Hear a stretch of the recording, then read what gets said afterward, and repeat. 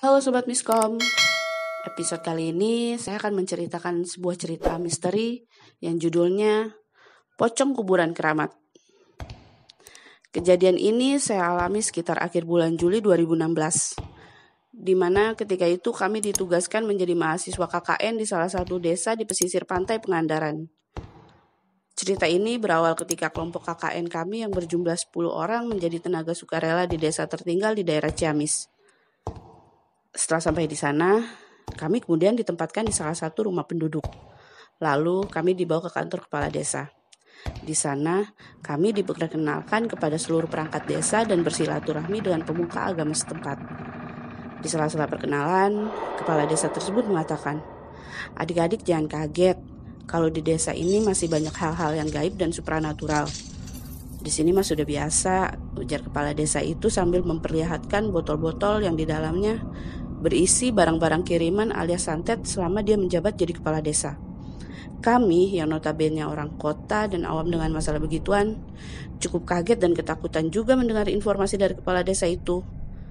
Dan yang mengherankan dari desa ini, ketika kami melakukan survei tempat, ternyata 2/3 bagian dari desa itu dipenuhi oleh makam alias kuburan. Hingga di desa itu ada 3 kategori untuk kuburan. Ada kuburan biasa, kuburan tua, dan kuburan keramat. Suatu ketika, koordinator desa harus menyampaikan surat undangan rapat ke rumah Pak Kades. Jaraknya sekitar 2 jam perjalanan dengan menggunakan ojek. Rumah Pak Kades berada di puncak gunung yang kami tempati dan harus melewati hutan pinus yang cukup lebat. Dan kata penduduk setempat, hutan itu cukup angker. Setelah menyampaikan surat dan berbincang-bincang sejenak, teman kami yang mengantarkan surat pun pamit pulang. Di tengah perjalanan, tukang ojek itu pun mengobrol dengan teman kami. "Den, kalau ada lagi KKN takut sama hantu enggak?" tanya tukang ojek. Ditanya seperti itu, temanku menjadi heran dan sedikit ketakutan. "Aduh Pak, jangan ngomong yang enggak-enggak dong, kan serem. Kalau Bapak sendiri takut enggak sama hantu?" tanya temanku. "Ah, itu sih kecil, Den. Di sini sudah biasa. Tuh, di sebelah kanan dan kiri kita kan kuburan keramat semua. Hehehe," kata si tukang ojek yang sepertinya sudah terbiasa dengan hal-hal yang aneh. Belum 10 menit dari obrolan mereka, tiba-tiba mesin motor itu pun mati. Walau sudah berusaha untuk menghidupkan motor itu, tapi tetap sia-sia. Beberapa saat kemudian, dor! Ban motor itu justru meledak dengan sendirinya. Aneh, ya aneh. Biasanya ban meledak atau kempes kalau menggilas sesuatu. "Aduh, kenapa Pak?" tanya temanku. "Ya nih, kenapa jadi gini ya?" Begini saja Den. Aden tunggu di sini. Saya ke bawah dulu membetulkan ban motor ini," kata tukang ojek kepada temanku. Walau sebenarnya takut, tapi apa boleh buat. Akhirnya temanku itu mau juga menunggui motor itu di tengah hutan yang jauh dari mana-mana, sambil duduk dan beristirahat di atas batu yang sudah berlumut. Temanku tak tahu kalau batu itu yang dia duduki adalah nisan kuburan keramat yang sudah berlumut. Setelah setengah jam tukang ojek itu pergi, tiba-tiba angin berhembus dengan kencang. Samar-samar, temanku itu melihat bayangan putih berkelebat di atas pohon pinus. Bayangan itu semakin jelas ketika sinar bulan menerpa tubuhnya, dan makhluk itu seperti tertawa mengikik dan sedikit mendesah karena tertiup angin. Hihihi. Temanku yang dari tadi komat kamit membaca doa, tiba-tiba pingsan dan mengompol di atas batu nisan tersebut. Singkat cerita, temanku itu sudah dibawa ke rumah oleh si tukang ojek dan dirawat oleh orang pintar setempat. Malam kian larut. Teman-temanku satu persatu beranjak tidur, kecuali aku dan temanku Rudi.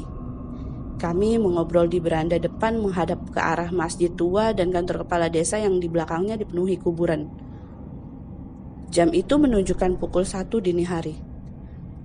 Tiba-tiba temanku Rudi melihat sesosok bayangan putih seperti mayat yang dibungkus kain kafan melintas di dekat masjid tua. Kamu lihat itu enggak?" tanya Rudi sambil memegang pundakku keras sekali. "Melihat apa?" tanyaku heran. Karena memang aku tak melihat apa-apa. "Itu tuh pocong," tambah Rudi lagi. Lalu aku pun refleks melihat ke arah dia menunjuk. Dan aku pun melihat sesosok tubuh terbungkus kain kafan sedang melintas di antara pohon mangga dekat masjid menuju ke arah belakang kantor kepala desa. Kami pun sontak langsung berteriak, "Pocong!" sambil berlari masuk ke dalam rumah. Seisi rumah bangun dan bertanya, "Ada apa?" Lalu kami menceritakan yang kami alami tadi. Tentu saja seisi rumah jadi ketakutan. Akhirnya kami pun berencana untuk tidak tidur malam itu. Tapi setelah jam 3 dini hari, ternyata rasa kantuk mengalahkan kami. Akhirnya kami pun tidur kembali di kamar, kecuali si Rudi yang tidur di sofa kamar tamu karena kamar tidur sudah penuh. Sekitar jam 4 dini hari, kami dikagetkan oleh teriakan Rudi yang keras sekali. Kami pun keluar kamar. Dan di depan mata kami terlihat sosok pocong yang sedang duduk di sebelah teman kami itu. Tatapan matanya sayu, kulitnya melepuh dan bernanah. Kami semua serentak membaca doa-doa, meminta kekuatan dari yang di atas. Tiba-tiba sosok itu mulai mengeluarkan asap dan akhirnya menghilang dari pandangan kami. Kami sesaat terdiam, serasa di dalam mimpi. Setelah sadar, kami berusaha menolong teman-teman kami yang pingsan. Akhirnya kami sepakat untuk benar-benar tidak tidur sambil bersama-sama membaca doa. Sekitar pukul 5:30 pagi, seusai kami sholat subuh, pintu rumah diketuk dari luar. Setelah dibuka, ternyata Pak Kosim. Kata beliau, kami disuruh datang ke rumah salah satu penduduk nanti siang, karena ada yang meninggal. Siangnya, kami datang untuk melayat dan sekedar mengucapkan turut bela sungkawa. Setelah dipersilahkan masuk, kami pun berdoa di samping jenazah.